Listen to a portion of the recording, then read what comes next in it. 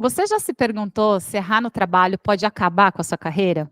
Será que as empresas realmente toleram os erros dos seus funcionários ou qualquer deslize pode ser o último? Hoje vamos mergulhar nesse tema tão delicado para entender até onde as empresas aceitam falhas, quando o erro é visto como uma oportunidade de crescimento e o mais importante, como você pode aprender com seus erros sem se colocar em posição de risco. Se você quer descobrir como navegar essa linha tênue entre inovação e punição, fica com a gente. Prepare-se para um episódio que vai mudar a sua visão sobre erros no ambiente de trabalho. A pergunta de hoje é: empresas realmente toleram erros de funcionários? Seja muito bem-vindo, seja muito bem-vinda ao Entre Linhas SA. Eu estou muito feliz de estar aqui com vocês, mas não estou sozinha, obviamente. Tenho aqui comigo André Conerro, um biólogo, empreendedor, executivo, mestre, doutorando, que decidiu enveredar pelas ciências sociais. André, seja muito bem-vindo, nosso humano com alma de labrador. Uhul! Obrigado, Gabi. Já te puxo aí, porque tem mais. Tem Pedro Próquino, um estrategista de relações públicas que dedicou 2 décadas à carreira executiva em grandes empresas e se tornou um super especialista em campanhas de advocacy. Olha que chique. Seja bem-vindo, Pedro. E aí, turma, tudo bem? Muito bom estar aqui em mais um episódio com vocês. Enfim, a gente se vê todo mundo, vocês veem um de cada vez, então fica todo mundo fazendo palhaçada aqui para desconcentrar o outro. Boa, Pedro e eu, Gabi Teco, jornalista, 20 anos de carreira em startups, a última como CEO à frente de marcas como HSM Management, MIT Sloan Management Review Brasil. Entrevistei muito executivo e acho que tem umas historinhas para contar. E o tema de hoje é quente, gente. Empresas realmente toleram erros de funcionários?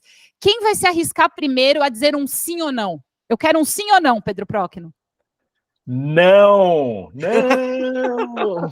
Você troca o seu pogobol por um erro na empresa. E você, Né? É. Só sim ou não?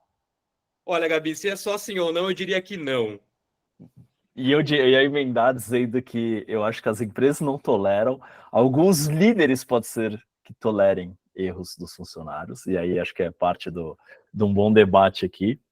E, cara, digo isso porque na minha trajetória eu passei por inúmeras empresas onde errar rápido eram os valores corporativos, né? Move fast, break things, fail fast, não sei o que. Cara, todas essas papagaiadas aí são muito presentes em valores de empresas, principalmente lá do Vale do Silício. E eu fiquei refletindo que quando a gente pensou esse tema para ser o tema deste segundo episódio do Entre Linhas, eu fiz uma reflexão forte sobre por que lá funciona em partes Lá e onde? aqui funciona menos, no Vale do Silício. Abra seu coração, Pedro Próquino. E aqui funciona menos. Mas eu vou deixar o André falar um pouco, você também, e depois eu vou trazer essa reflexão para dar um nó na cabeça aqui. Então, Mostra o zap. Não, vamos lá. Eu trouxe que não, mas deveriam, e obviamente eu já participei de companhias, e mais do que companhias, áreas, que de fato era entendido que o erro fazia parte do processo. Então, eu acho que, assim como nós discutimos em alguns episódios já sobre o contexto e tudo depende, nesse caso também tudo depende. Então, a empresa, e chamando a empresa, os líderes que lideram certas áreas, têm que ter clareza se aquela área também deveria ser tolerante ao erro ou não. Porque, vamos lá, se você está pilotando um avião, não deveria ser tolerante a erro. Se você está numa cadeira de cirurgião do Einstein ou de qualquer hospital, também não deveria ser tolerante ao erro. Mas agora, se você está num processo criativo, exploratório, científico, inovativo e de inovação radical, que a gente chama na administração de empresas, aí sim você tem que entender que o erro faz parte do seu processo e deveria convidá-lo, inclusive, para o seu processo. Então, essa é minha leitura para a gente começar o debate. Eu já quero começar com polêmica, e eu vou abrir meu coração aqui, já que Pedro levantou uma questão que talvez é da carreira dele mais pessoal. Eu acho que tem muita hipocrisia nesse assunto. Em que sentido? Que a gente fala que é importante errar, que as empresas têm o conceito do fail fast, tudo muito fancy, muito legal, mas eu vou sempre trazer essa reflexão para o indivíduo, mas vou me colocar em primeira pessoa, porque eu sou uma pessoa que lido muito mal com erro. Meu e dos outros.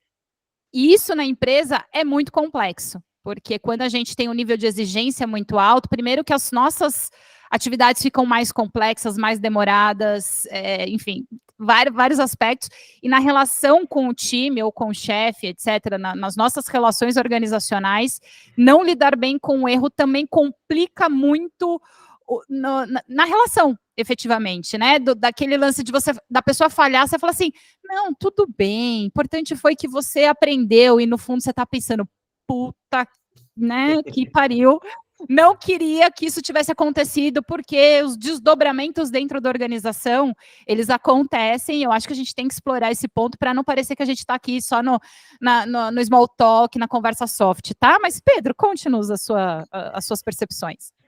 E assim, eu acho que cara, precisa ter uma psicóloga aqui para ajudar a gente a navegar esse ambiente.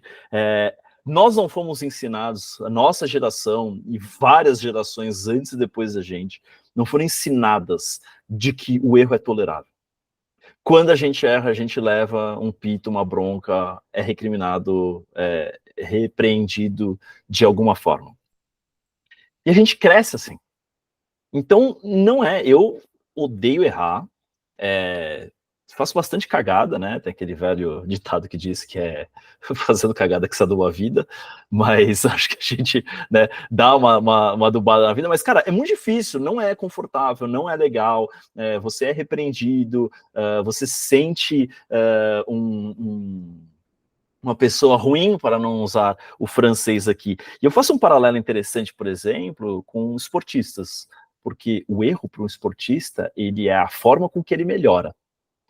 Ele vai praticando, vai fazendo e repetindo qualquer coisa até ele conseguir chegar num nível de excelência muito bom. Então o erro faz parte do processo de crescimento e aprendizado. Isso devia ser verdade para todo mundo, em qualquer situação. Alguns anos atrás, eu adorava ver vagas de estagiários de comunicação, onde você lia o job description e era, cara, job description de um gerente, né? É estagiário sênior que chama. Exato. E o papel do estagiário é aprender, é errar. Claro, você dá a ferramenta, você ajuda, mas o papel dessa pessoa é aprender. E aprender também em função do erro. Mas para mim, esse universo que a gente cresce, e um dos pontos aqui, acho que para mim essa minha grande reflexão, daqui a pouco eu digo ela, a base religiosa do nosso país veio lá de trás, assim, 1500, herdada dos portugueses, é uma base judaico-cristã. E a base judaico-cristã, ela é uma base que tolera pouco erro. O retratado como, eventualmente, pecado, uma das coisas. E a gente não pode ser pecador, enfim. Independente da religião que cada um tem aqui, esses são valores que vieram muito sólidos na criação da nossa sociedade, e se a gente olhar até 20 anos atrás, a gente tinha uma base muito estável religiosa, até um pouquinho mais, que veio mudando e se adaptando bastante ao longo dos últimos anos aí, com novas práticas ou pessoas se sentindo mais à vontade para ter práticas religiosas diferentes. E isso vai mudando um pouco esse ambiente. Mas eu acho que o meio aqui, e essa é acho que o principal pensamento, o meio ele influencia o homem, né? E o meio influencia essa tolerância ou não ao erro. Logo, se a gente tem um meio que tem aversão ao erro, seremos pessoas que não sabem lidar com o erro, ousam menos, e aí entra outro tópico, que é como alinhar criatividade e inovação com esse ser talhado pelo erro, e isso para mim é uma doideira, dá um nó na cabeça de qualquer um, não à toa. Estamos aqui debatendo esse assunto hoje. Que eu acho que tem um aspecto do que você disse, e aí, se você quiser trazer sua percepção de quem já passeou por diferentes culturas, se a nossa concepção ou o que a gente pensa sobre o erro, eu concordo, tá? Ele tem esse background da própria cultura da qual a gente foi forjado, tem um aspecto dificílimo que eu falei aqui na minha bio que eu sou bicho criado de startup. Eu não tenho essa vivência em empresa global. Mas eu fico pensando, primeiro, que startup adora copiar o que estão fazendo no Vale do Silício, então a maior parte das... Então, mas esse é o ponto, Gabi, assim, que é o que eu trouxe ali atrás. Cara, nós herdamos muito disso, né? Sim, o ponto é, quando você tem uma startup nascendo no Brasil e está bebendo na fonte de lá, isso já é um erro, mas o meu questionamento é, fica muito mais complexo quando você tem uma empresa global, com valores globais, que, cara, como é que você faz funcionar um Fail Fast da mesma forma nos Estados Unidos, no Vale, no Brasil e na Europa, onde são visões de mundo... No Japão, que são visões de mundo completamente diferentes. E o tempo todo a gente precisa ficar enlatando as paradas, né? Tipo, precisa ser tudo muito padronizado. E aí, na minha visão, vira um troço para inglês ver. Do tipo, não, aqui, fail fast, não sei o que, mas não é a percepção que todo mundo tem sobre aquele valor é muito diferente, porque o que está por trás, o background, a cultura, é muito diferente. Então, eu não sei como é que isso acontece, André Conejo, nas grandes empresas. Olha, Gabi, de novo, na minha interpretação não tem resposta certa e errada, né? E só agregando no prisma do Pedro, eu concordo, assim, todos somos frutos do nosso meio, no sentido de o contexto importa muito. Geralmente, o como a gente age com o outro é só um espelho de como a gente age com a gente mesmo, né? Então você trouxe logo no início aqui da abertura, né, Gabi? Poxa, eu tenho dificuldade de lidar com o erro próprio e com o outro. É justamente essa coerência de interpretação. Caramba, não é só que a pessoa não lida bem, algumas pessoas não lidam bem com o erro lá fora. Ela mesma é a própria algoze de que não se permite ao erro e tal. O Pedro trouxe aqui um ângulo de análise de doutrina, de proselitismo, que vem aí da nossa base como sociedade. Tem a base antropóloga também, poxa, vamos lá, né? Lá atrás, nas sociedades, quando a gente não tinha ciência e a documentação do que era, por exemplo, um alimento tóxico, poxa, quantos que a gente já morreram porque comeram um fruto ou uma planta ou não sei o que e tal. Então, assim, o erro, de uma certa maneira, a gente também está codificado, o nosso cérebro olha algo que é o diferente e ele é um sinal de alerta. Então, o erro, ele é uma ameaça. O erro, ele é uma ameaça à sua identidade. O erro é uma ameaça à sua existência. O erro é uma ameaça que você pode ser o prego que vai ser mais martelado, logo você vai ser excluído daquele clã, logo você vai ter menos chance de sucesso no mundo lá fora. É daí que a gente vem, né? Então, só para eu também colocar aqui meu prisma de biólogo, de que, cara, aparentemente nada ajuda a gente a errar, né? Assim, tá tudo contra. Então, será que talvez o aprender a errar não é uma capacidade que nós, como seres humanos, e por definição nosso conjunto, sociedade ou uma organização, a gente tem que aprender, porque não é natural? O que vocês acham? Mas não deveria ser natural, não deveria ser natural, porque quando criança, e todos fomos crianças, a gente erra. É tentativa e erro, parte do processo de aprendizado é tentativa e erro. Para mim, o ponto é, a gente é ensinado a algumas coisas quando entra no mundo corporativo, que é, você não pode errar, você não pode trazer as suas emoções para o trabalho todos os dias, você não pode ser quem você é legitimamente dentro do trabalho, apesar de termos valores como erro é importante, bring your authentic self, que é traga o seu eu completo para o trabalho, e por aí vai. Eu acho que o erro, ele é fundamental no processo de aprendizado, porque, claro, se o erro é baseado em uma tarefa, ou numa execução de alguma coisa que é feita repetidas vezes e quase que cotidianamente dentro de uma empresa, errar ali é uma merda. Agora, o erro no processo de inovação, de melhoria, de desenvolvimento, ele é necessário. Precisa-se, claro, ter capacidade de identificar rapidamente se aquele caminho é certo ou errado, mas ele precisa fazer parte da vida. Então, eu acho que o erro tem que ser parte do todo, apesar de empresas serem pouco tolerantes ao erro. E quando a gente leva isso do ambiente corporativo, que é feito por pessoas, para os indivíduos que compõem uma empresa, aí isso muda ainda mais de figura, porque tem pessoas que toleram mais o erro e ajudam quem errou a navegar este ambiente, e outras pessoas que toleram muito menos o erro e repreendem aquilo e vão só postergando ou propagando essa cultura de que o erro é ruim. E aí, quando você entra ainda mais num ambiente de o executivo, o líder fala, não, vamos errar rápido, é importante, etc e tal, e do outro lado você toma uma porrada toda vez que você erra, cara, são dois sentimentos completamente ambivalentes que são péssimos para o ser humano. Sentimentos ambivalentes são a pior coisa que pode existir dentro da cabeça de uma pessoa. Li um texto maravilhoso sobre isso, acho que foi no Economist ou no Atlantic, enfim, vou buscar a fonte e mando. Mas que falava justamente isso, é melhor você estar imerso num ambiente ruim o tempo inteiro do que você estar num ambiente de ambivalências. Total, Pedro. A gente até já falou exatamente sobre isso, né? De que é melhor uma certeza que eu não gosto do que uma incerteza, né? Só que isso também depende do perfil. Olha só, em um dos trabalhos de pesquisa que eu já fiz dentro das corporações, aí com chapéu de pesquisador mesmo, né? Tem uma lente teórica que ela divide os perfis dos seres humanos em duas frentes, dentro das companhias, que a gente chama de foco regulatório. É o foco em promoção e o foco em prevenção. Indivíduos que têm um foco em promoção, e não é promoção de cargo, não, é promoção que significa que, olha, para mim, o que me traz sentimentos e sensações e emoções positivas é um acerto. Agora, o foco em prevenção, o que me traz sentimento, emoção e sensação positiva é o não erro. Olha como é completamente diferente, mas o primeiro, ele quer acertar, então o erro, ele entende de maneira quase que inata que faz parte do processo de acertar, e o segundo, que tem um foco em prevenção, não, é um perfil mais conservador, mais risk-averse, né, avesso a risco e tal.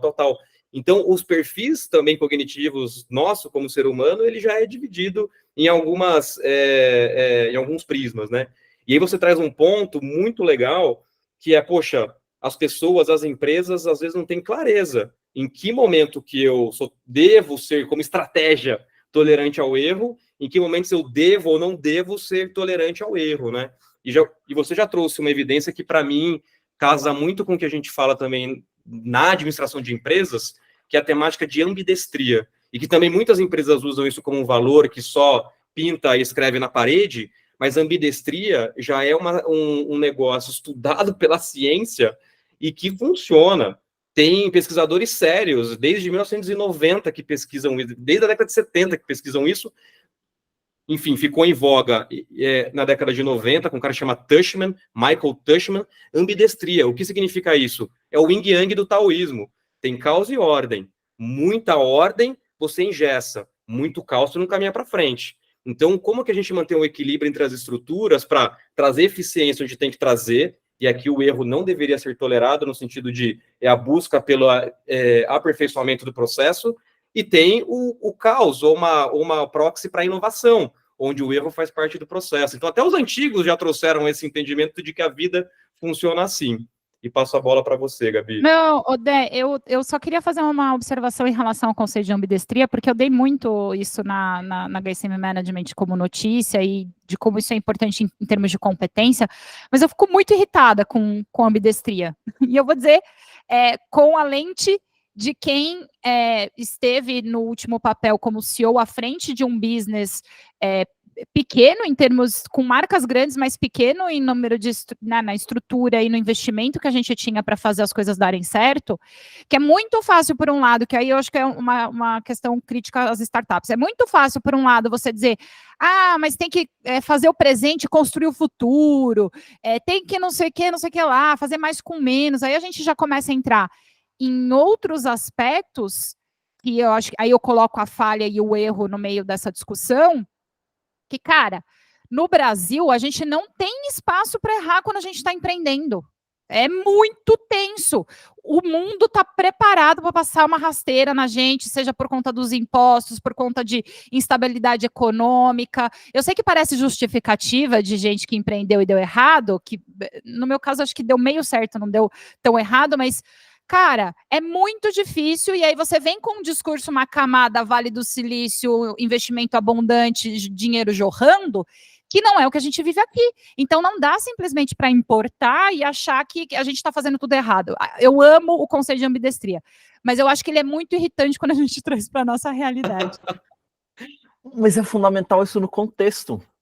É o que a gente está falando aqui. E para mim, e aí a pensata que eu trouxe dessa história toda é isso. A gente pega emprestada essa licença para errar das startups americanas, o Vale do Silício, isso nasce, não sei se nasce, mas torna-se algo muito presente no dia a dia das startups ali do Vale do Silício. Então, Google traz isso logo que surge, Facebook na época, hoje Meta, traz isso logo que surge, e N outras startups lá do Vale do Silício, startups de tecnologia, trazem esse conceito do erro, andar rápido e errar e fazer esse desenvolvimento. Muito porque nascem com a lógica da inovação. Não há modelo de negócio definido, não há forma de se fazer um negócio clara, é preciso encontrar isso. Então esse processo faz todo sentido, uma vez que está atrelado à sobrevivência, a inovação é parte do processo de sobrevivência da empresa. Cruzamos isso com uma matriz religiosa dos países. Não estou falando do que está acontecendo hoje, estou falando de como essas sociedades foram construídas ao longo do tempo no mundo. Os Estados Unidos foi colônia, assim como nós, Brasil, fomos colônia de países diferentes, com base religiosa diferentes, religiões que enxergam coisas distintas. Falando um pouco aqui sobre a cultura judaico-cristã, que tem um pouco de aversão ao erro, ela é muito mais seguir um caminho único, etc. e tal, e o anglicanismo, que é uma religião que fala, beleza, a gente acredita nisso, mas a gente sabe que tem outras coisas que existem no mundo, ou seja, apesar de não travar ou dizer também o que ela acredita, ela compreende que existem outros pedaços para a composição de uma história. Então isso é fundamental, porque nós temos países distintos, com culturas distintas, construídos em valores ou premissas distintas, tentando compartilhar de um mesmo valor, que é a forma de encarar o erro. E isso pode ser que funcione desde que a gente aplique a contextos diferentes. Agora, continuo achando que no Brasil a gente tem pouco espaço para o erro servir como aprendizado. Ele, normalmente, o erro começa a ser discutido baseado em repreensão, e depois vai gerar um processo de aprendizado, mas também, às vezes, não para crescimento, mas sim para como eu entro no processo de evitar um próximo erro. Bom ponto. Que eu tive uma brisa aqui, nossa, fui atravessada por uma coisa completamente aleatória, mas não sei se isso explica, tá? Eu sou uma pessoa que eu estudo inglês a vida inteira. Por quê? Porque eu acho que eu não falo e nunca acho que eu tô suficiente. Olha, eu já abri no meu coração aqui. Gente, eu sou um pouquinho neurótica, que nem o Próquino, tá? Então vocês vão ver minhas neuroses permeadas pelas minhas falas. Divã, entre linhas, Por que eu ganhei essa peste de neurótico? Todo mundo tem um pouco de neurótico, lembra, Próquino? Mas enquanto você falava da cultura do erro, eu acho que é por isso que tão pouca gente fala inglês no Brasil. Porque como a gente é muito repreendido e ridicularizado quando a gente fala uma palavra de um jeito diferente, colocando um acento no lugar errado, isso cria na gente esse medo constante do fracasso, da rejeição, de vão rir de mim, e aí talvez eu esteja usando aqui como plataforma para eu desabafar os meus medos de errar, mas eu acho que tem uma base onde, né, e a gente acha lindo que o gringo chega no Brasil e fala, eu ser bonita, e aí todo mundo dá risada, e ele fala, e ele se desenrola, e a gente fica sempre com essa de, precisa ser perfeito, não pode errar. Então, eu acho que nas mínimas, nas entrelinhas da nossa cultura, tem várias questões que começam a aparecer, que tem a ver com organização, porque falar inglês em multinacional, por exemplo, é um requisito muito importante, mas que eu acho que tem a ver com essas dificuldades, do quanto a gente aceita que eu não vou falar inglês perfeitamente se eu não cometer vários erros e não tiver ok com, enfim, com as pessoas eventualmente me corrigindo. Ou não, né? Ou tipo, deixa a pessoa errar, deixa falar a palavra do jeito errado, contanto que ela esteja sendo compreendida. Então, só absolutamente aleatória, mas como a gente está falando de cultura, me ocorreu essa questão do Não, Gabi, eu tenho um exemplo, assim, tácito dessa sua experiência que aconteceu comigo, então talvez seja uma experiência compartilhada com mais pessoas. Eu lembro a primeira vez que eu entrei numa companhia, não era a primeira multinacional, mas eu fui trabalhar numa área realmente multinacional, que a gente tinha conexão com China, com todos os países da América Latina, Estados Unidos, que era a matriz, e assim por diante. E aí eu lembro, eu falei, caramba, meu, as pessoas falam outras línguas em voz alta, e aí não era o espaço híbrido ou trabalho remoto e tal, era todo mundo na mesma sala, e todo mundo fazendo as famosas calls das suas mesas, só que, enfim, espaço aberto. E eu falei, caramba, eu vou ter que falar com o meu inglês horroroso, ou o meu espanhol macarrônico aqui, na frente de todo mundo. Aí eu lembro o primeiro dia que eu entrei lá, falei assim, puta que pariu, meu, eu falo infinitamente melhor que todo mundo aqui, eu tô com vergonha. E aí me veio esse negócio do tipo, caraca, falar outra língua é muito mais sobre não ter vergonha de se comunicar do que de fato ter a gramática, o léxico, enfim, as palavras corretas, né? Então, olha só que interessante a sua experiência, que também foi a minha, que quem estava julgando não era o ambiente, era eu mesmo, que eu não queria errar e não queria passar vergonha. Só que daí vem aquelas frases que são super verdadeiras, se a gente parar para pensar, e que foram usadas de maneira, talvez, em demasia por empreendedores de palco, que é, por exemplo, feito é melhor que perfeito. Isso é exatamente um exemplo disso. Cara, vai lá e faz, olha que bacana, aprende, cai, levanta. Minha filha agora está com 10 meses. É exatamente assim, né, Pedro, que você comentou da criança, assim, que ela aprende, é tentando e tudo mais. Então, de uma certa maneira, talvez seja algo natural mesmo, e, enfim, e que a gente tem esses prismas culturais que nos colocam num lugar de meta-julgamento, né? Vai lá. Mas crescemos com isso, né? Crescemos com... Ai, que burro, dá 0 para ele. Cara, saca? Na escola, eu não sei vocês, mas eu acho que crescemos todos num ambiente de muito bullying. E era isso, você fazia uma pergunta que às vezes podia ser uma pergunta boa, o coleguinha achava uma pergunta idiota, ai que burro, entendeu? Tudo era penalizador e talhador do processo de errar e aprender. Cara, a ciência ela é baseada em tentativa e erro. Tivemos pandemia aí em 2020, quantos laboratórios não pularam para desenvolver vacinas e quantas vacinas com tecnologias diferentes e linhas diferentes de desenvolvimento foram criadas e várias delas chegaram a níveis aceitáveis de eficiência para serem usadas e hoje ainda melhor, mostrando que existem inúmeros caminhos que levam a um resultado muito semelhante. Pedro, sem dúvidas. Então, cara, assim, a ciência, a inovação tecnológica, ela convida o erro para o seu processo, né? E você pega grandes inovações. Penicilina, que revolucionou o tratamento de infecções bacterianas com Alexander Fleming, 1930, sei lá, da década de 20. Poxa, você sabe como ele descobriu a penicilina? Ele era um cientista que pesquisava, ele fazia cultura de bactéria em placas de Petri, que a gente chama. E aí ele deixou umas placas abertas, saiu do laboratório, voltou no dia seguinte, ou enfim, alguns dias, e aquela placa estava contaminada por um fungo. Ele ia jogar fora a placa, só que daí ele, com a mente muito afiada, ele observou que próximo daquele fungo, bactérias não cresciam. E ele falou assim, caramba, deve ter alguma coisa nesse fungo que de fato impede que colônias de bactéria cresçam. O fungo era o penicillin e daí virou a penicilina. Ele conseguiu isolar essa molécula.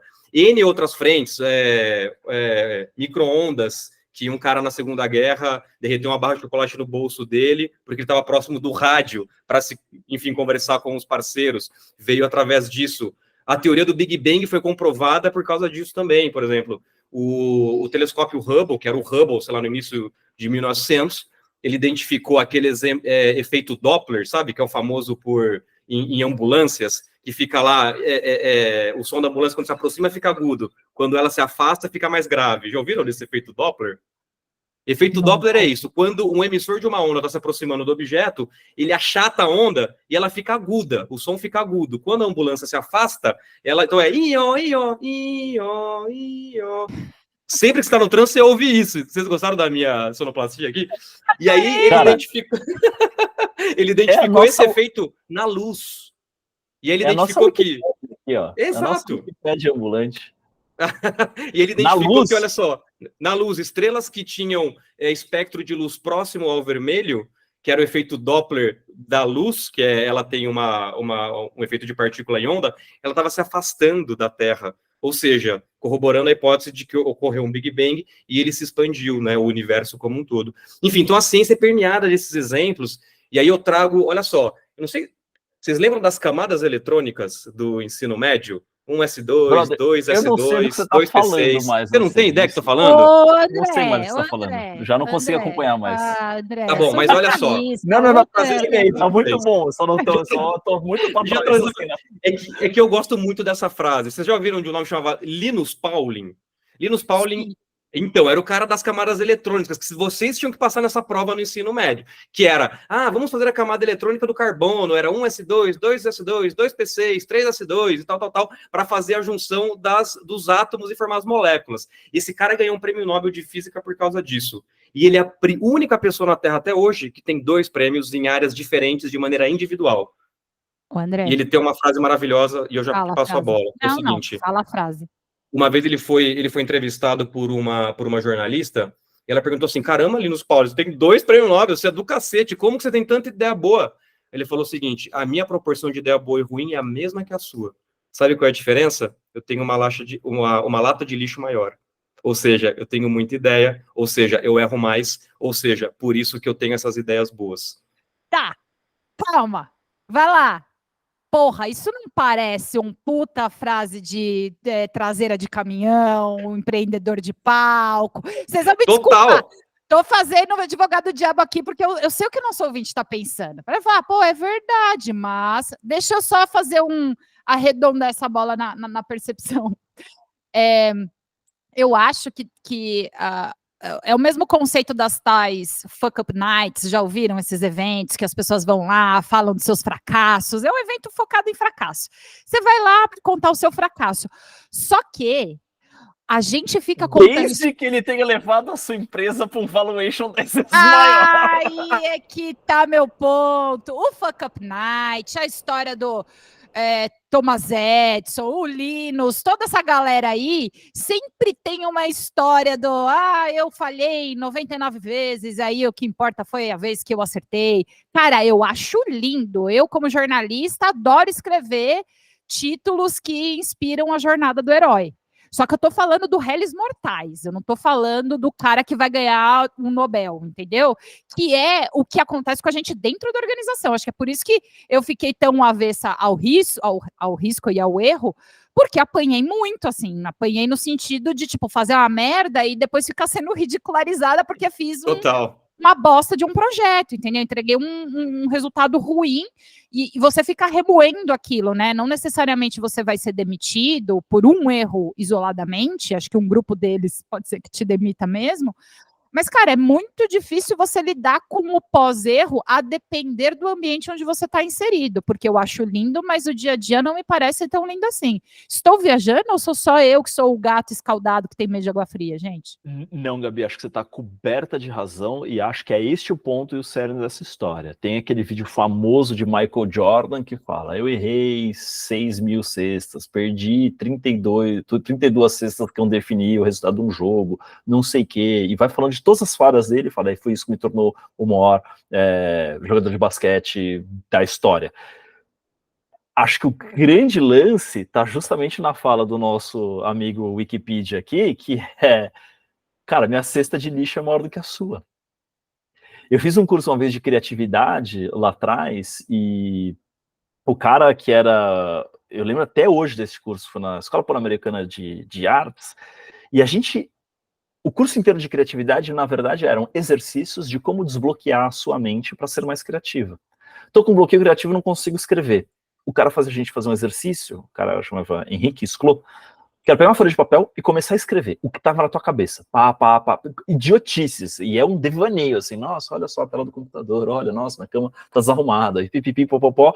E uma hora aquilo começa a encaixar, porque a tua cabeça precisa ir em determinada direção para conseguir fazer. E eu arrisco dizer que muitos de nós, de quem está nos escutando, tem um processo para acolher o erro semelhante.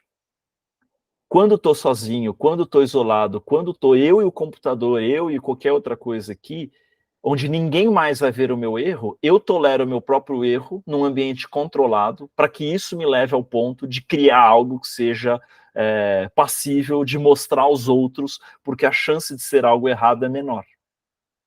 E daí o que a gente está falando em última instância é a capacidade que a gente precisa desenvolver, ou o ambiente que precisa se criar, onde mostrar ideias ruins seja ok.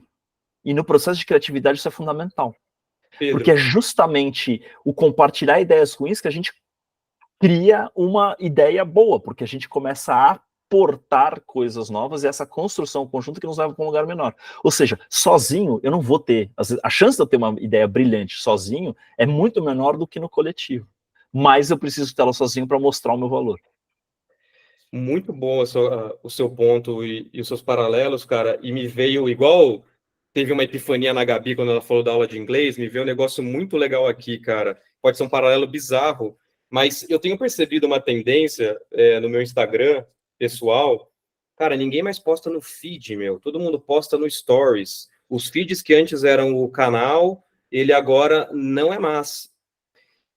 E eu tava, puta, refletindo no porquê disso, né? Será que é porque, de fato, as coisas estão tão volúveis, voláteis e tal, efêmeras, que agora a gente quer só ver coisas da rotina das pessoas, não quer mais marcar, né, e tudo mais. E aí eu li recentemente uma outra análise de uma pessoa trazendo o seguinte: as pessoas não postam mais no feed porque parece que há uma pressão social de que o que vai para o feed é o perfeito. O que vai para o feed é o look do dia, é o recorte do casamento perfeito, é a família ali, enfim, da Becel. E a gente sabe que a realidade não é. Acho que, puta, falei uma referência que entreguei minha idade, né? Tô rindo, porque a gente sempre ouviu família Doriana. Você É foi para a Doriana! segunda marca, eu achei maravilhoso. Becel, patrocina a gente, porque olha só, André Conejo tem vocês como top of mind. Sem dúvidas, top of mind, acima de Havaianas, Homo, enfim. E é interessante isso, né? Esse ponto que você trouxe, que eu ia conectar, Pedro, do errar sozinho tem um peso diferente do errar em público, vamos colocar assim, né? E agora nessa rede social, que a gente acaba trazendo, porque é um mecanismo e um movimento da nossa atualidade, eu tenho percebido que a falta, a distância, e o erro perante a matemática e estatística é a distância de um padrão. A gente determinou um padrão e quando você se sente distante dele, isso é o erro entre os zilhões de aspas aqui, né? E eu tenho percebido esse movimento interessante, que pode ser algo da nossa contemporaneidade. Viajei na maionese aqui, Gabi, apesar de não ser... Gostei da viajada. O que me ocorre, até porque você tinha feito essa observação ali em outro momento, André, você falou que a gente precisa aprender a errar.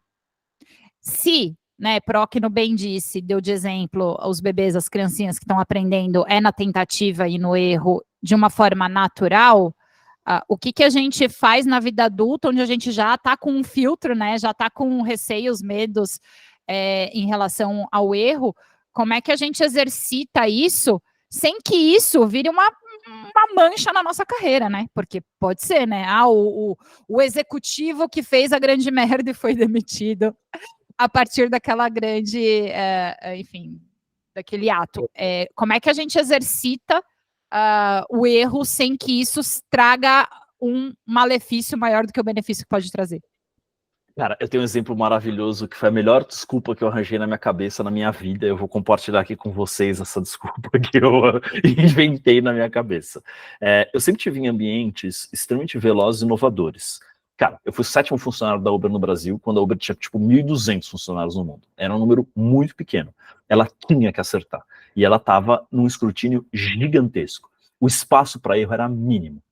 Mas a gente tinha que tentar, porque a gente tinha que encontrar caminhos novos para fazer algo que não tinha sido feito antes, naquela escala, com aquela velocidade, no ambiente que estava sendo feito, que era inovar, como foi a inovação da Uber, que era um negócio completamente disruptivo, propor comunicações e regulações completamente novas, que não existiam, e era uma troca entre pessoas do mundo inteiro, o tempo inteiro, para a gente justamente poder beber de fontes diferentes, ver o que estava funcionando em diferentes lugares do mundo e ver se a gente podia adaptar ao lugar onde a gente estava. No caso aqui, meu papel era na América Latina.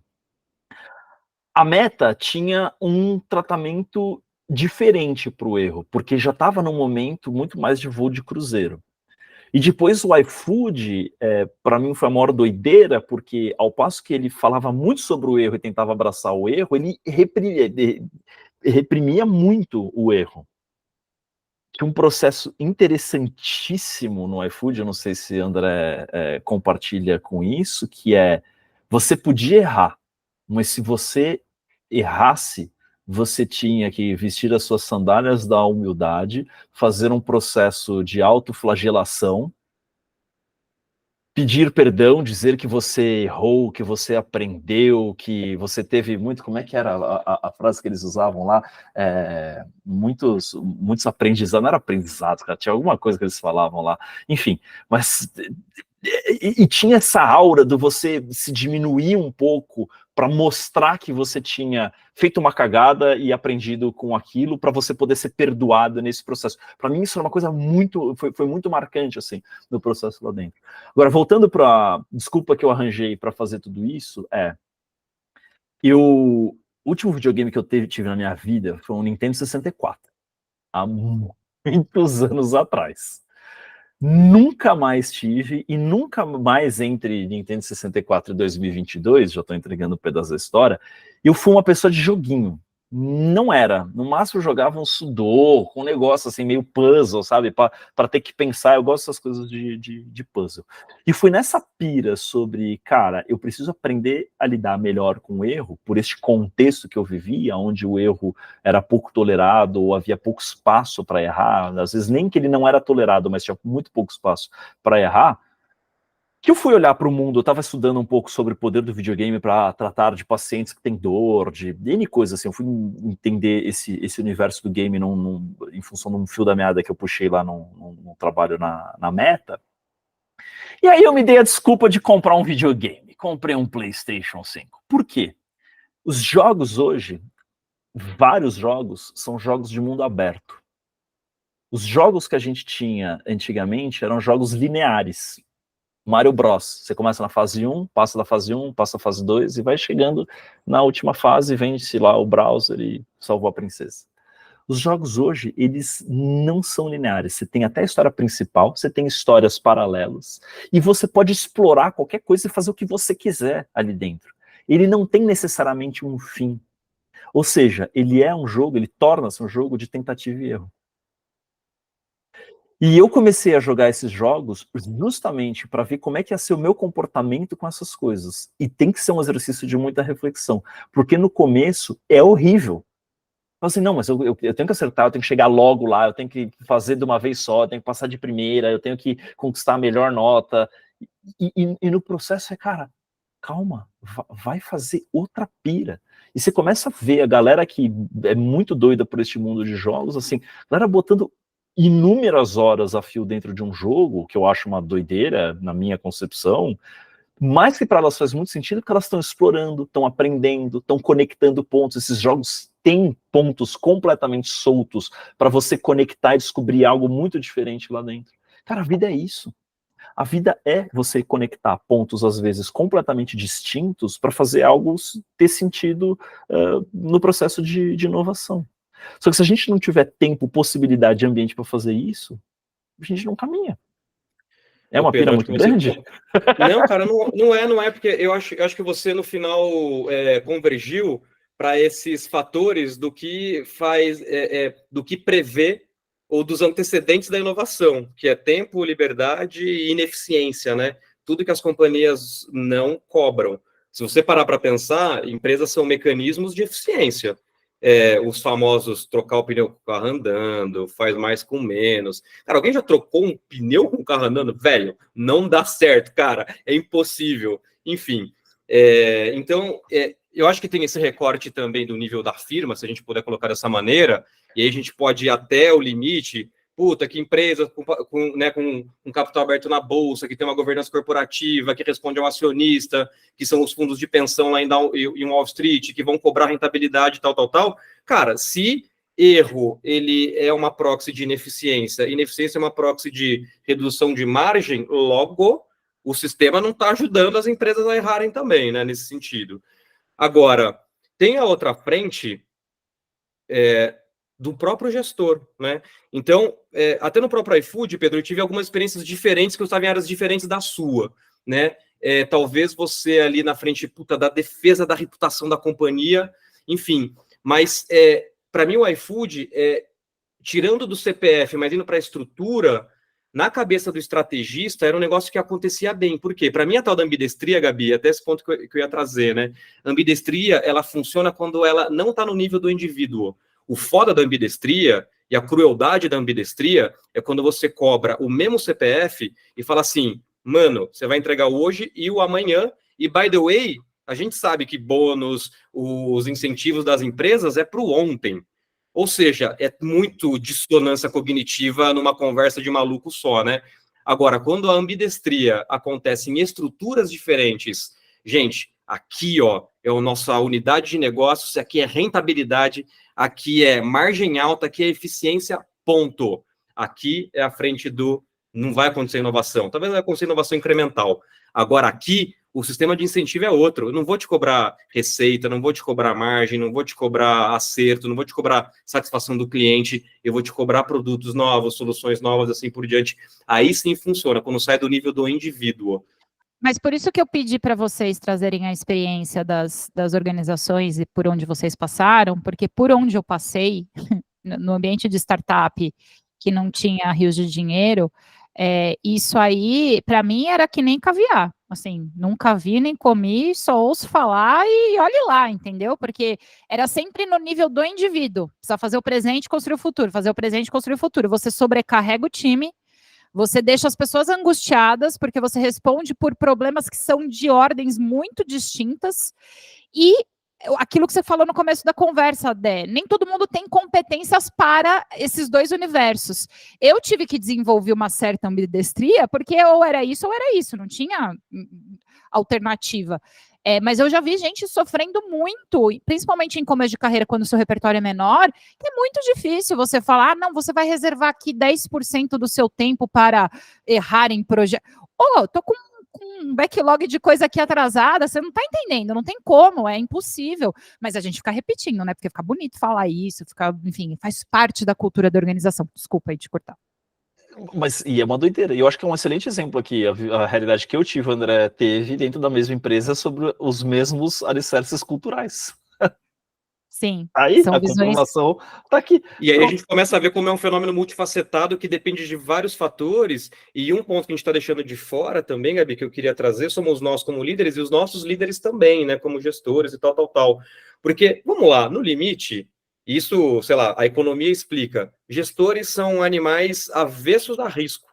Se eles fossem pró-risco, eles estariam empreendendo e se ferrando, né? Mas não, o modelo CLT, ele premia a estabilidade, ele premia aqueles perfis que eu trouxe lá no começo, do tal do foco regulatório em prevenção. Cara, eu não vou errar, eu não vou ser o prego que aparece mais, eu não vou ser martelado. Galera, todo mundo quieto.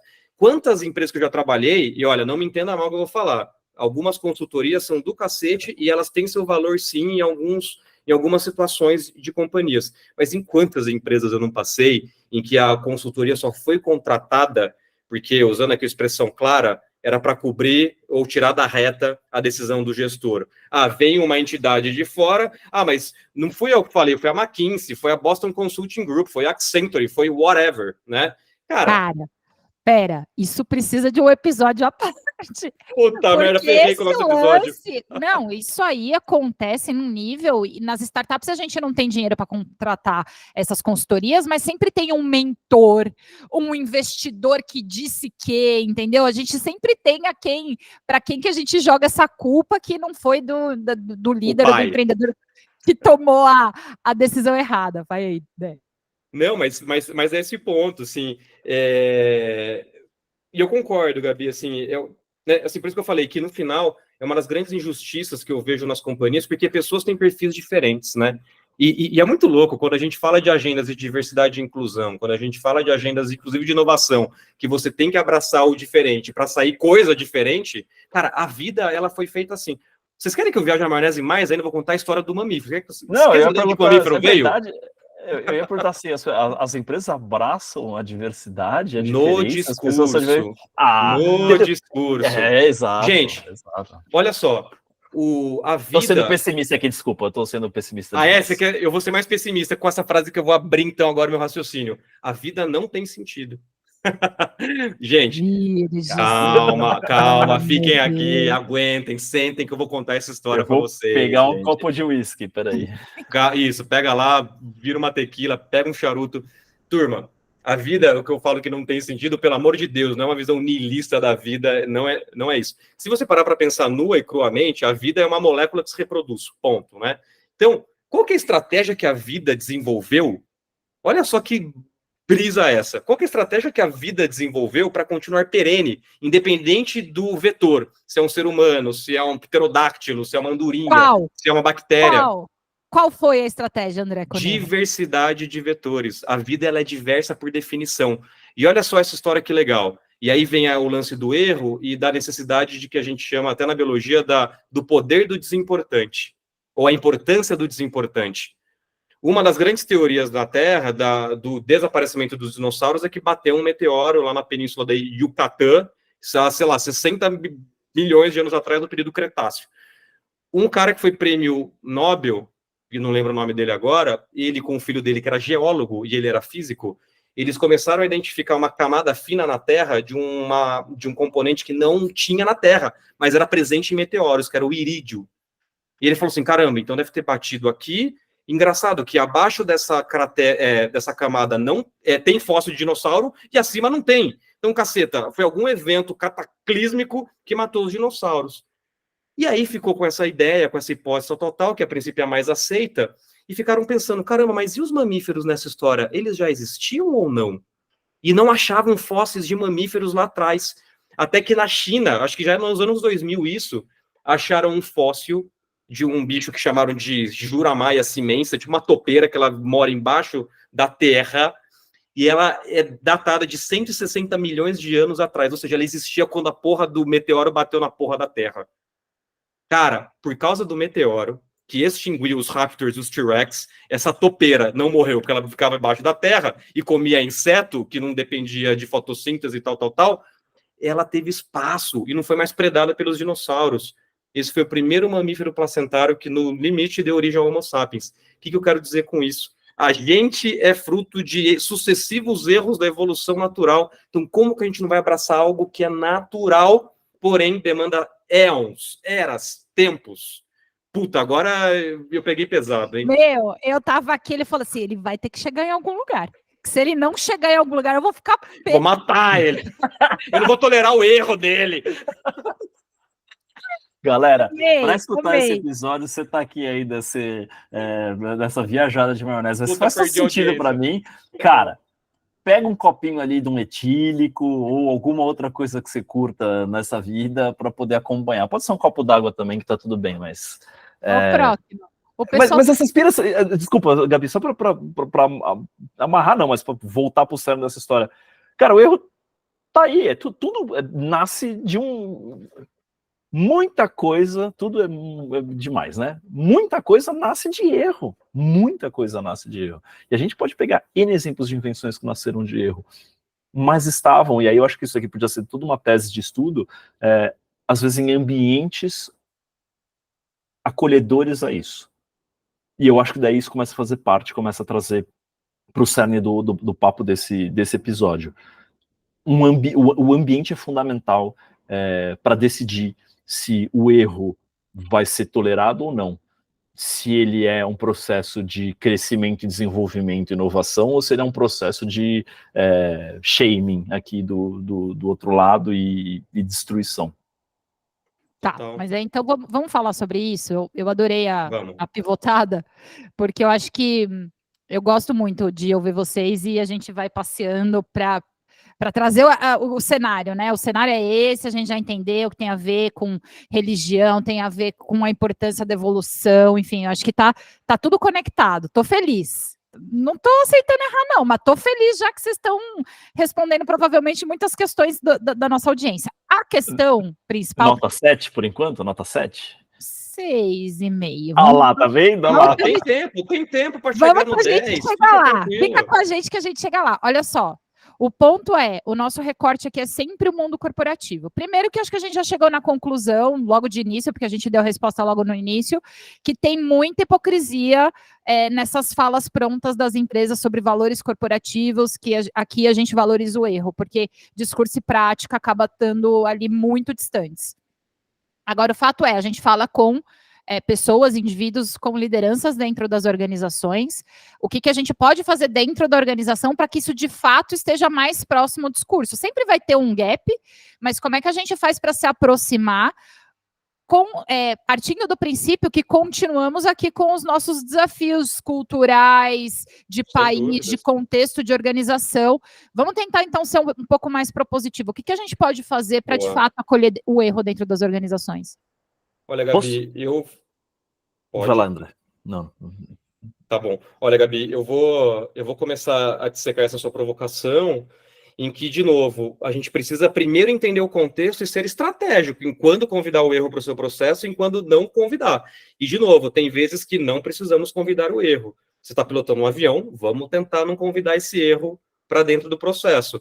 Ou até, bom, o Pedro talvez tenha muito mais história do que eu, dado que você é um profissional, né, Pedro, de reputação organizacional. E eu só agora, né, eu, enfim, consigo lembrar de um evento global mais recente, que foi ali a tela azul, a bugada no sistema lá do CrowdStrike, que era um sistema de segurança, que ninguém tinha ouvido falar dessa companhia. Era uma companhia que faturava, se não me engano, 3 bilhões de dólares no ano, tinha um valor de mercado de 60, 70 bi de dólares, e ela parou a Microsoft, que tem um valuation de 3 tri de dólares.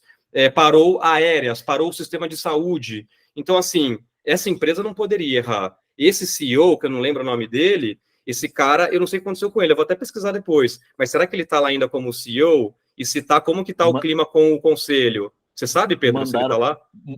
Acho que ele está lá ainda assim, e mandaram um voucher de 20 dólares para os clientes usarem o Uber. Não, esse foi o mais bizarro. Esse foi o mais bizarro da história para mim. Assim, o cara fez uma puta numa cagada que foi calculado. Uma empresa que fatura 3 bi no ano, e em um dia ela gerou um malefício econômico para os clientes de 5 bilhões de dólares, se eu não me engano, é essa conta. Ou seja, de uma vez e meia o faturamento anual dela.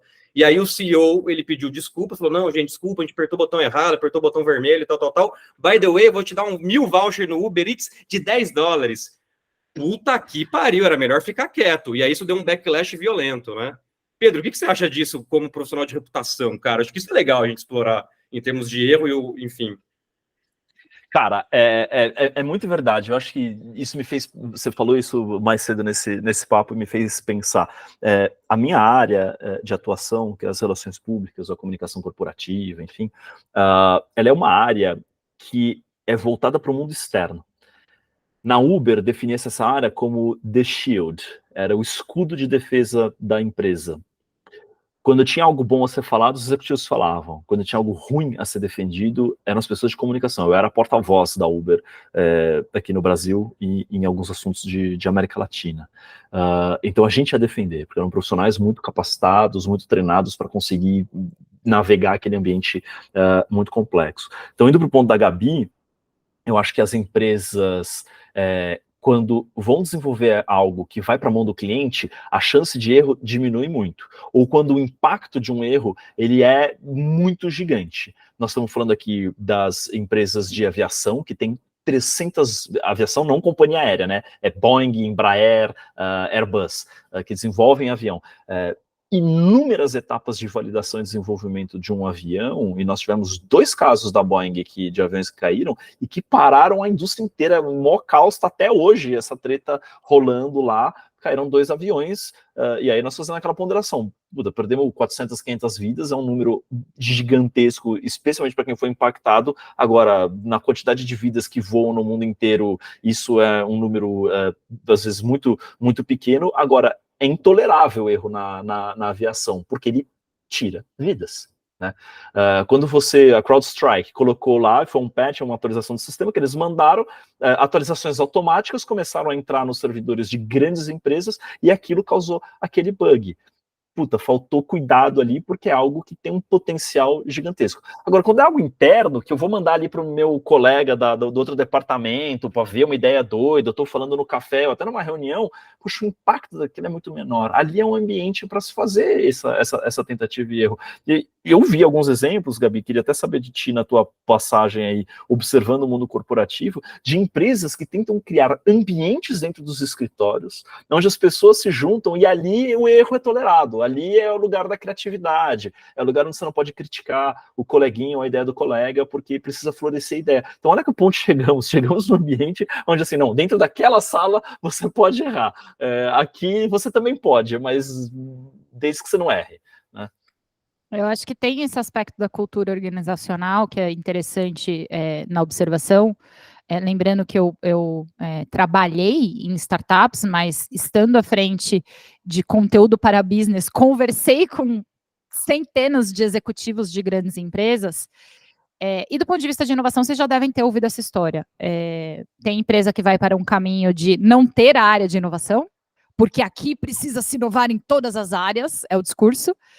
E que é um ambiente que se cria que, de fato, desequilibra o organismo de alguma forma. Tem empresa que toma, vou chegar lá, tem empresa que toma a decisão de fazer spin-off, né, do tipo, isso aqui é tão diferente, precisa de um ambiente tão inovador que não adianta a gente querer deixar dentro da organização, porque a organização normalmente engole as iniciativas ali de inovação que aparecem por conta de tudo que ela já fez, do tipo, aqui as coisas não são feitas desse jeito, e aí morre a inovação.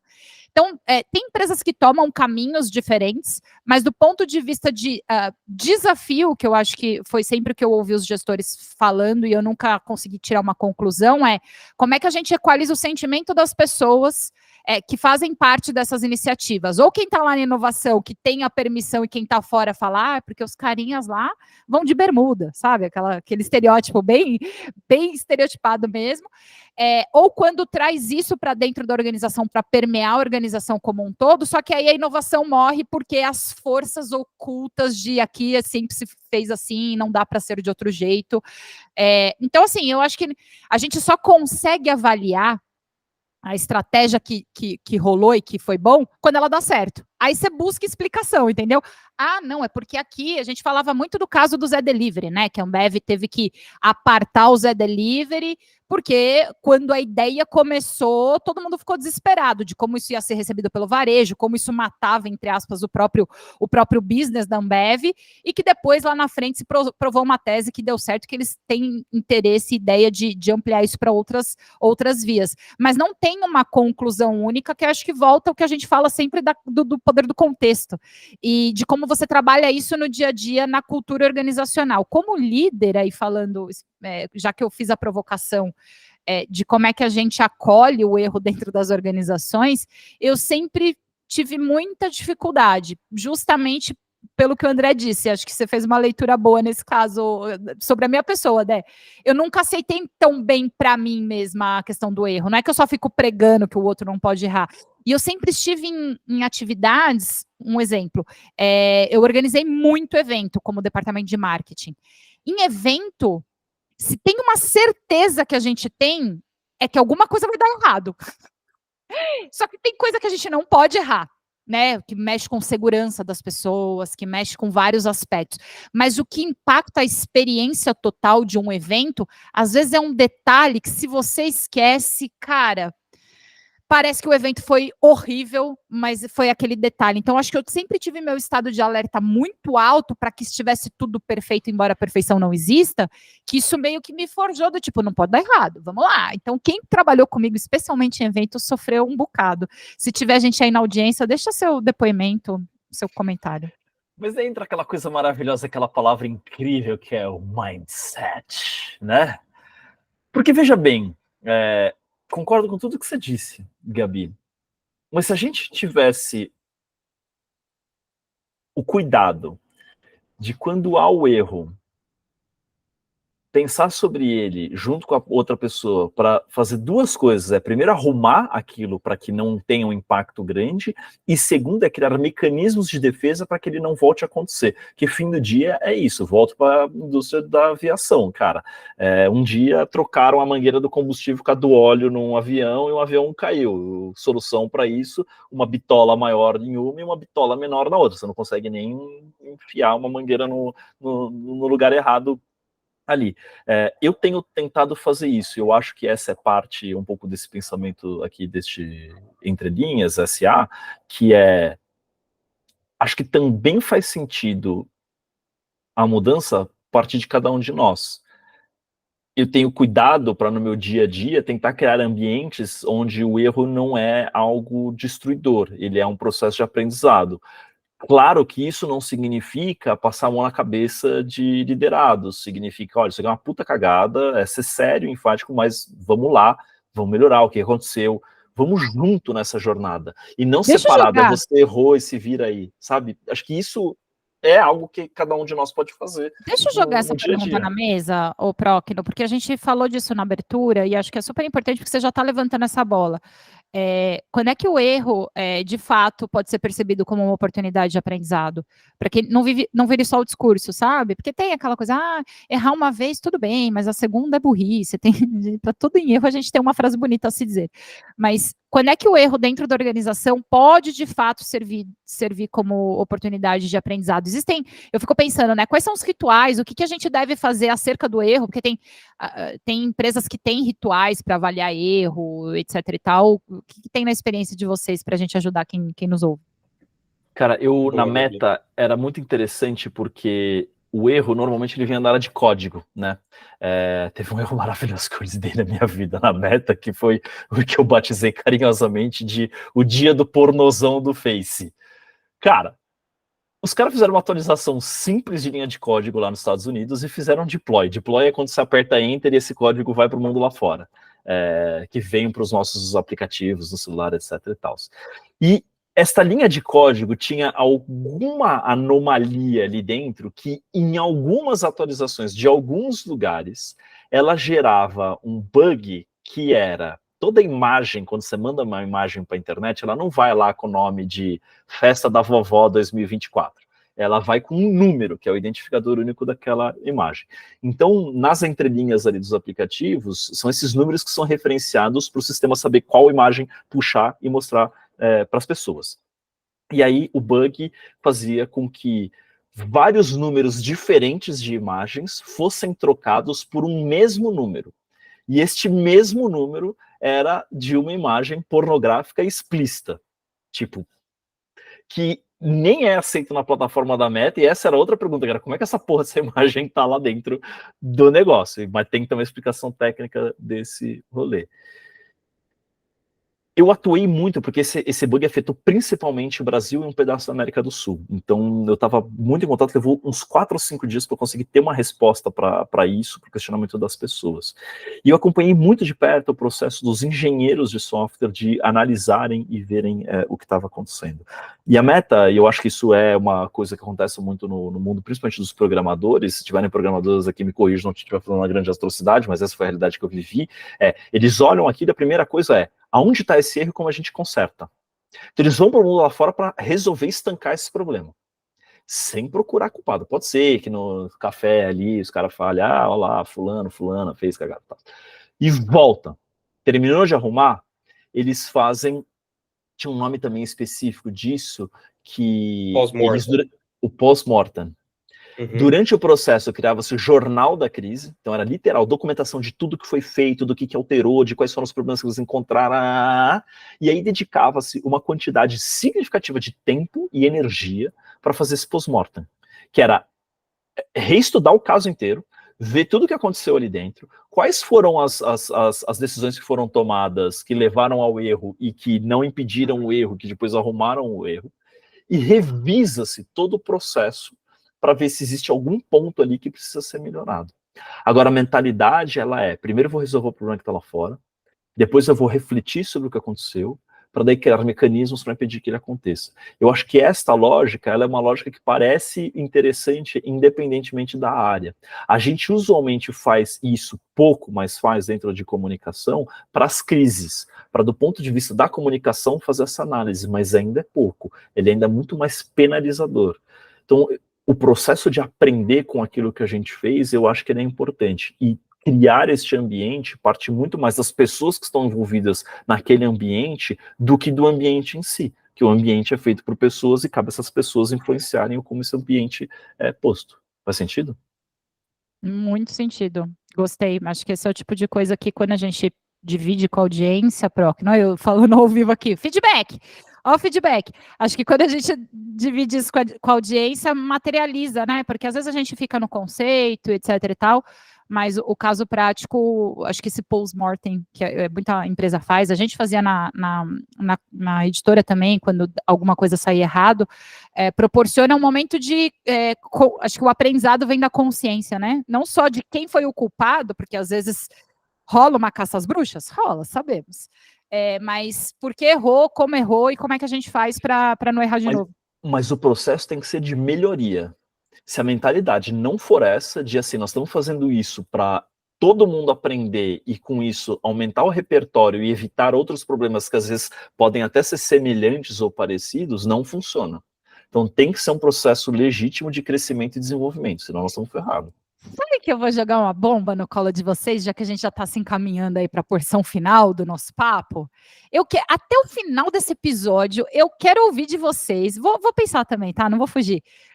Que foi a pior, o fuck up night aqui do nosso episódio? Que foi a pior cagada que vocês fizeram, ou o pior erro que vocês vivenciaram, mas que trouxe o aprendizado? Porque só falar para se ridicularizar, acho que não é o nosso objetivo aqui, mas o que trouxe como aprendizado aí? Mas vocês vão pensando, tá? Porque até o final do episódio a gente entrega essa.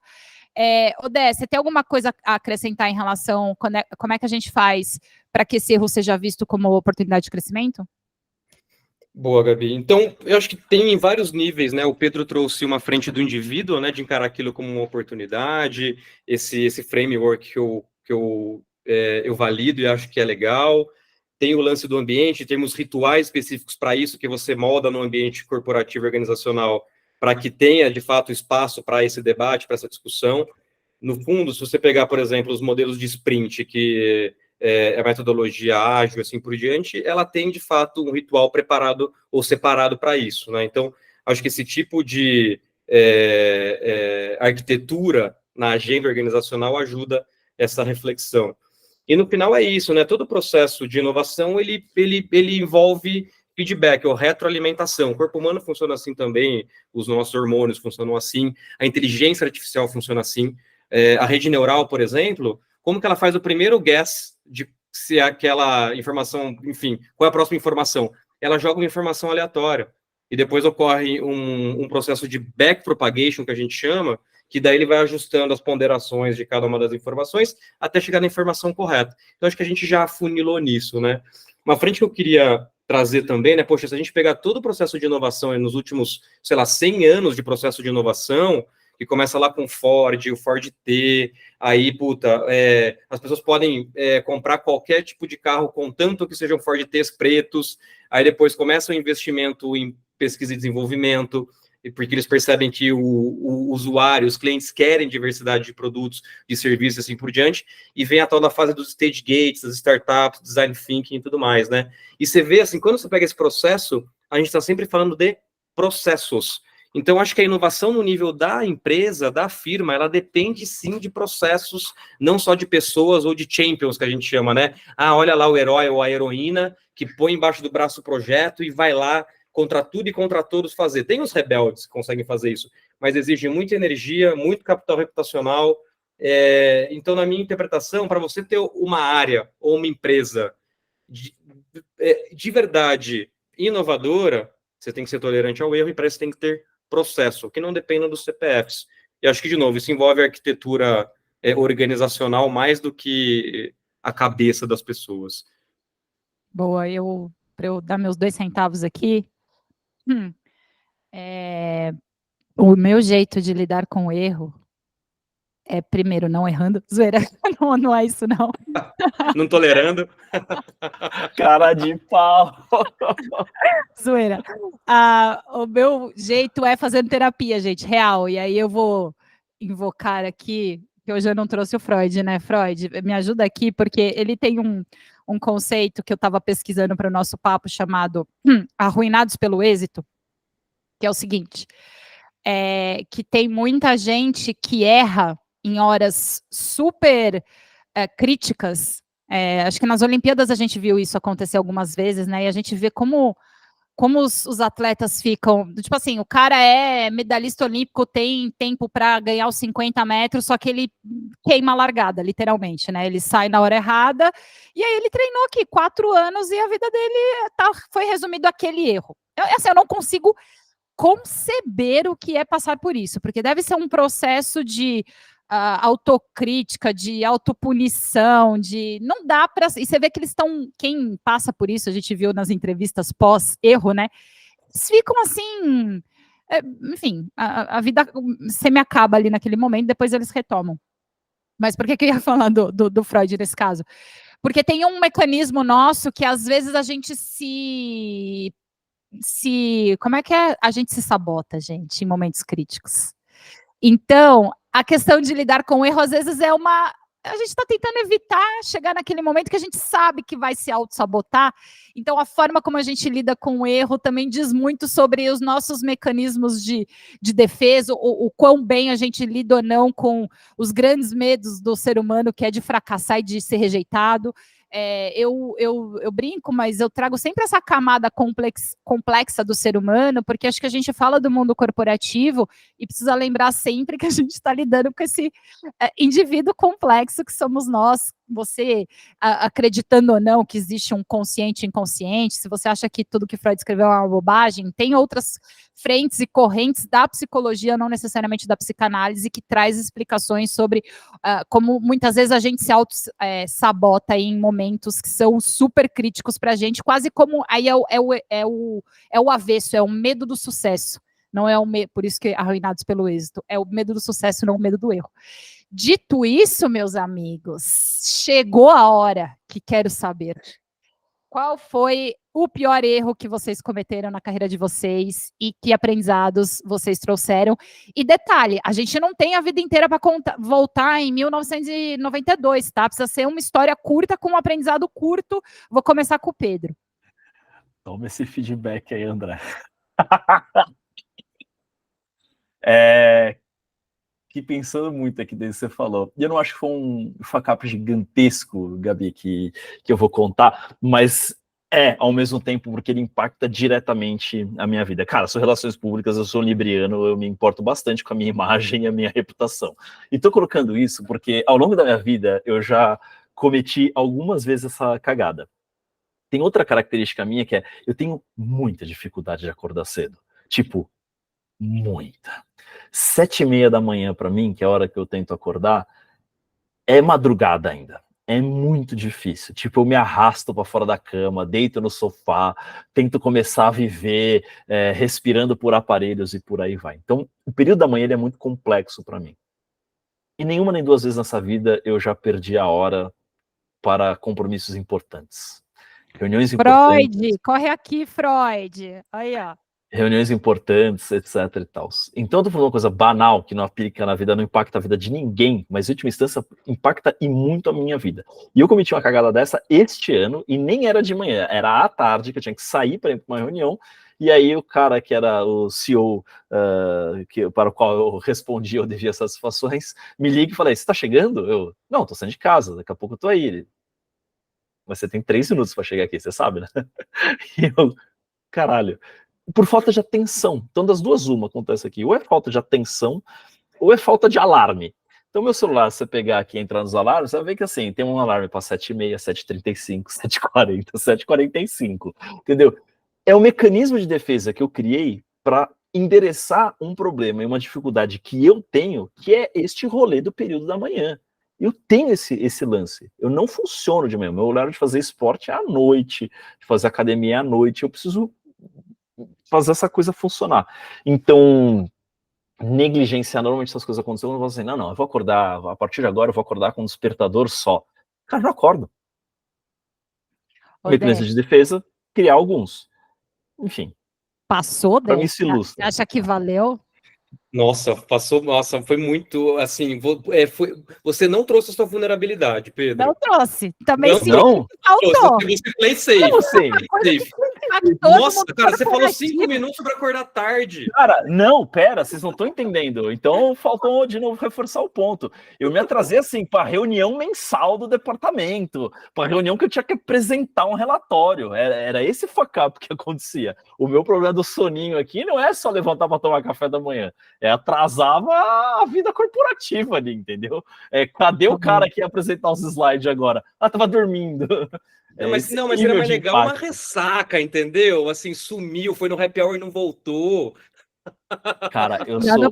não precisa ser tanto assim. Tá de Pedro, vamos sacanagem. assim, vamos no limite do quanto você se sente tranquilo para ser vulnerável. Ele deu o melhor dele, André. Tudo bem, Tá vamos lá. junto. Tá Vai tudo lá, certo, André. tamo junto. É bom que já Não, baliza aqui, porque eu pensei numa história cabeluda, agora eu vou contar. Não, Não, mas manda, vamos fazer o seguinte, então vocês contem, como eu fui o primeiro, essa foi a que eu mais consegui tangibilizar com Não, o porque a tema, gente não vocês tem contem, tempo. e eu vou puxar, eu vou ver se eu lembro de outra não, de eu tava 10 pronto para vezes. tirar o meu esqueleto do armário, não vou tirar mais, não, tá de sacanagem. Não, olha, você sabe que eu vou contar uma história interessante de novo, que não tem a ver com pegada, tal, mas tem a ver com a capacidade de você tolerar a vergonha para você conseguir desenvolver uma habilidade, e essa é uma habilidade que eu percebo que hoje nós, como sociedade, e acho que tem um recorte geracional, cada vez mais não estamos desenvolvendo.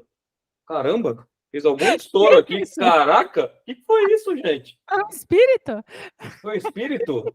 Foi meu violão, a corda do meu violão que estourou. Vocês ouviram isso? Não vi nada, só eu vi o seu grito. Você levando muito susto. Ué, estourou meu violão? Não, enfim.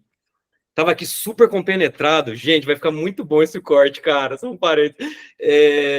O que eu tava falando? Ah, eu lembrei. Que tem um recorte geracional, o pessoal tá morrendo de rir aqui, eu nem sei onde eu tô direito. Tem um recorte geracional que acho que a gente tá cada vez mais intolerante ao erro, no sentido de nós não estamos nos permitindo colocar em situações como aconteceu exatamente agora comigo. Cara, que eu fiquei vermelho de vergonha, porque eu devo ter dado um pulo aqui e tudo bem, segue o baile, tá tudo certo, ninguém morreu e tá tudo certo. E eu vou contar uma história para vocês super rápida, espero eu, que é o seguinte, juro que vocês não vão acreditar nisso, mas quando eu era moleque, eu era completamente gago, eu não conseguia falar, principalmente em público. E aí, eu passei, assim, né, você pega o meu boletim na escola, no ensino médio, cara, era tudo biologia 10, matemática 10, física 10, tal. História e português eram matérias que tinha geralmente que contar, falar, ler uma redação. Eu fingia que eu não tinha feito as tarefas para não me expor em público. E aí eram as minhas piores notas, desde sempre.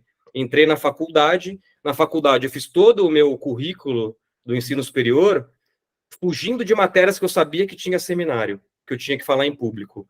E aí eu comecei a enfrentar uma situação, e isso, assim, eu tive muita ansiedade, síndrome do pânico, eu tive que lidar com tudo isso desde cedo na minha vida. E aí eu comecei a enfrentar uma situação que, caramba, eu não quero mais ser biólogo como atividade principal, eu quero entrar no mundo corporativo, só que para entrar no mundo corporativo eu tenho que fazer processo seletivo, dinâmica, tal. Puta merda, eu vou ter que falar, velho, tô fudido. E aí eu lembro que eu li um artigo do Lehman, naquela época que ele, acho que era o herói de algumas pessoas da minha geração, pelo menos, Ambev e tal, antes de escrever O Sonho Grande, que cá entrou, achei uma grande bosta aquele livro, enfim. Mas ele era um cara que lá na época eu olhava para ele... Mas o livro não é dele, né? O livro não é dele, só para deixar... Foi uma outra pessoa que escreveu. Super, mas é que a história do tal do Sonho Grande, que é outro valor corporativo também... 3 semanas atrás, foi mal. Desculpa, mas eu achei ruim para mim como inspiração, como ser humano, assim, não acho que tem os valores que estão alinhados aos meus do jeito que eles lideravam os negócios. Esse é o ponto, não o livro uma merda, o jeito que a prisma de mundo deles perante ao mundo era uma merda. E fica a crítica também, vai, tá tudo certo. Mas o ponto é, e aí eu li um artigo dele que foi o seguinte, olha, não contrato ninguém subserviente, falei, opa, esse problema não tenho, eu sempre fui rebelde, e não contrato ninguém que não sabe se comunicar bem. E aí fudeu, né? Eu não sabia me comunicar.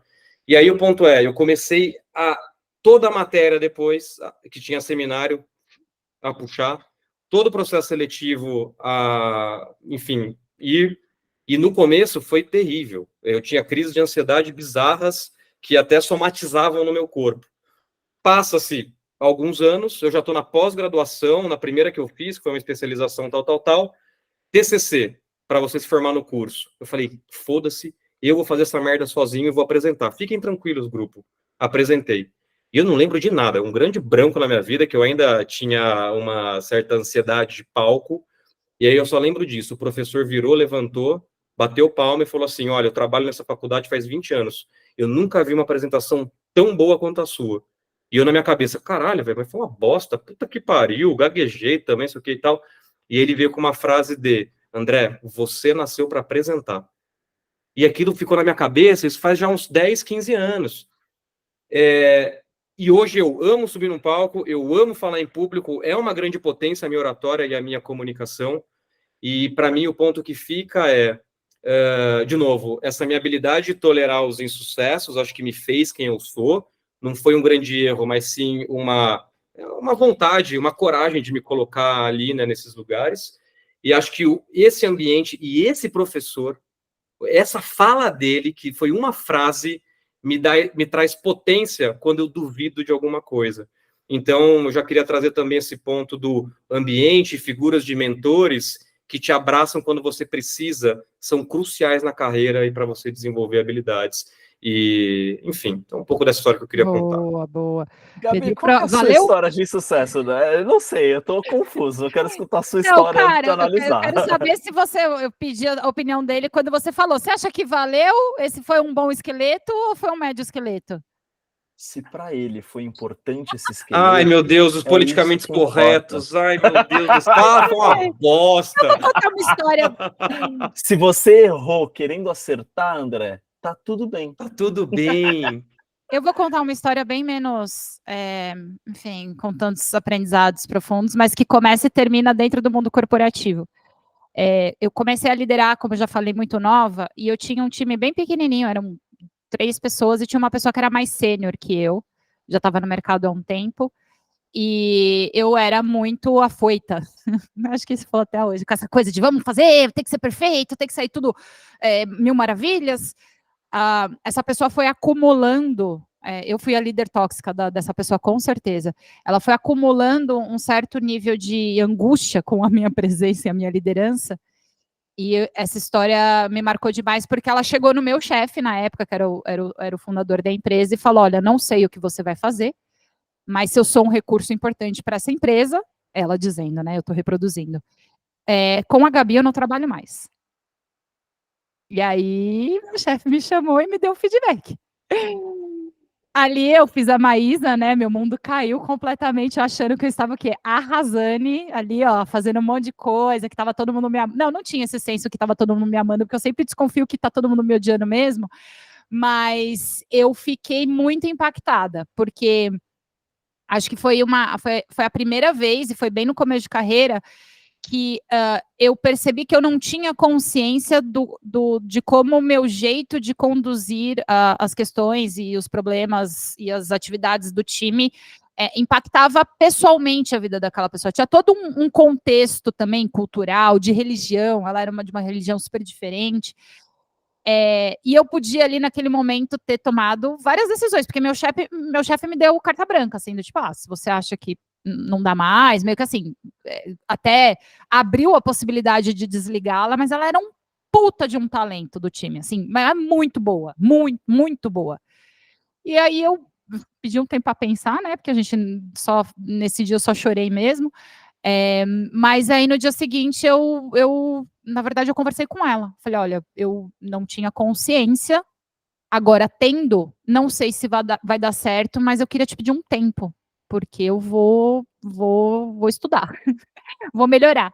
Foi isso que me levou a fazer um curso, o primeiro deles, de liderança na Fundação Dom Cabral, que, putz, para mim foi uma experiência muito legal. Depois eu fui desenvolvendo essas competências, fiz muita merda como líder. Putz, eu teria, assim, um capítulo, um episódio inteiro só para dividir isso, mas acho que foi um misto de falta de consciência foi um erro que me fez duvidar se eu servia para aquilo, por isso que acho que foi tão impactante, assim, pra falar, será que eu quero liderar esse tipo de exposição? Tava tudo tão bem quando eu respondia individualmente para ele, eu conseguia fazer as coisas, né, as coisas estavam indo tão melhor, e juntou ali uma série de questões de, putz, se eu não ultrapassar isso aqui, mais fácil seria demiti-la, sem dúvida alguma, mas se eu não ultrapassar isso aqui, eu acho que eu não vou ser uma pessoa, uma líder melhor. Então, me marcou demais. No final das contas, a gente tem uma boa relação até hoje, faz tempo que ela não fala comigo, mas ela brincava que eu já estava no top 3 dos melhores líderes que ela já teve, então acho que consegui recuperar o tempo perdido aí, hein? É isso. Valeu, gente? O que vocês acham? Valeu Então, total. Foi um esqueleto, um semi-esqueleto?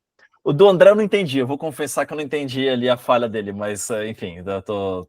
Cara, você acorda tarde, velho. Você contou que você acorda tarde. Eu trouxe uma habilidade para lidar com ele. Veja bem, eu falei que eu perdi apresentações importantíssimas. Gente, olha só, a gente vai o quê? Encerrar com essa, porque a gente, Isso. esse grupo, vou contar para vocês os bastidores, porque eu sei que quem ouve adora um bastidor. É tudo muito mel, maravilha, te admiro, amigo, você manda muito bem, eu faço isso também, eles falam coisas ótimas de mim, eu tô aqui só pelo dia que a gente vai começar a tretar. E é isso, entendeu? Um pouco de picuinha, um pouco de desavença, para vocês sentirem tons, camadas de ironias e entrelinhas não ditas aqui. Talvez cheguemos lá, não sei, mas acho que a gente já pode deixar aí, hein? Vocês acham que boa? Vamos deixar aí? Vamos, tá Encerramos. ótimo. Pedro Próquino travou, gente, nos minutos finais, o que me preocupa, porque é ele que está gravando. Então, a gente vai ter que o quê? Fazer uma cera aqui, talvez... Ó, voltou! Ah, meu amigo! Aqui, ó, quem sabe faz ao vivo, não é mesmo? Talvez não tenha gravado essas últimas coisas que eu disse, talvez... Não, gravou, ó, Pedro Próquino. Agora ele tá na velocidade 3. A nuvem é muito boa. A produção me avisou que deu tudo certo, então a minha pergunta era se podemos deixar esse episódio ir, se damos por encerrado esse papo sobre erro que foi profundo. Alguns momentos fugiram das minhas perguntas, mas tá bom, me deixaram nesse papel hoje de mediadora da conversa, fiz aqui meu job, se você gostou, dá um like, se você não gostou, dá um like também, porque a gente precisa, neste momento mendicância digital, precisamos do seu like, do seu comentário, do sininho, do não sei da onde, porque a gente está aqui botando muito afeto nesse projeto, e a gente vai ficar feliz se você puder nos ajudar a divulgá-lo. Certo, meninos? Queria só saber uma coisa, André, sobre o que você acha dessa fala da Gabi de que me colocaram nesse papel de mediadora hoje, porque se isso foi colocado, eu sugiro que no episódio 3, Gabi não seja mediadora, e aí eu vou começar a enfiar esse dedo na ferida. Mas isso é papo para o próximo episódio, gente, que Gabi adora esse papel de mediadora e nós estamos tentando tirá-la dessa zona de conforto. Sim. Eu já avisei que isso é de fato a minha zona de conforto. Eu prefiro fazer as perguntas do que respondê-las, porque vocês viram, né? Quando eu vou dar um depoimento, eu falo o quê? Do esqueletão, né? Eu me exponho aqui ao ridículo. E eu acho isso fundamental, então eu faria as próximas perguntas e queremos saber as histórias que a Gabi tem para contar. Mas, só corroborando com o que a Gabi disse, é fundamental isso, então manda esse podcast episódio ou os outros para alguém que você acha que precisa escutar isso, compartilha e manda para a gente as mensagens, que a gente ainda está numa etapa, a gente quer vencer essa etapa em algum momento, não, brincadeira, mas quando a gente responde, lê tudo, é maravilhoso, então... Travou nosso amigo de novo. Então vamos encerrar, né? Porque de novo, vamos encerrar. Vamos encerrar, porque se a gente começa a travar agora, bem no final, acho que a gente estava indo bem, então se a gente começa a travar muito agora no final, mas só reforçando, é importante receber os feedbacks, se vocês tiverem ideias de perguntas, conversinhas que rolaram na firma e que vocês acham que rendem bons episódios, a gente está justamente nesse momento de ainda formatando e tentando trazer aquilo que faz sentido para a gente, obviamente, porque precisa ser um projeto que a gente esteja apaixonado e com vontade de fazer, mas precisa fazer sentido para você, porque se não tiver ninguém assistindo, ninguém ouvindo, aí lascou, né? Aí em algum momento a gente vai desistir, né, Dé? Eu acho, assim, se não pegar a inércia, lei de Newton, a gente vai sair melhor disso, mas nós queremos que seja bom para as pessoas também. Boa. Pedro Próximo, vamos lá. Eu vou entender que vocês terminaram o que eu falei e é isso aí. Beijo, gente. Isso. Beijo, tchau.